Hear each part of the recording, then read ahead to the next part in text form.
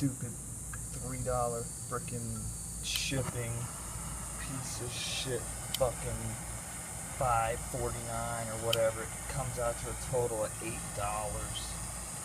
Fucking China made shit they're trying to bump off on eBay, acting like this shit's good.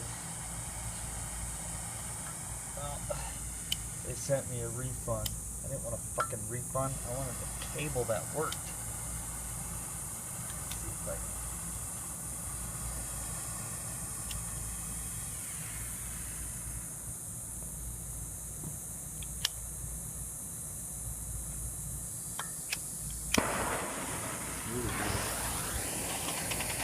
What I do to your fucking piece of shit ass cable. Oh, we'll send you a refund! Who the fuck cares about a refund? I wanted to charge my fucking phone at work, asshole. Fucking used eBay. You had good fucking feedback.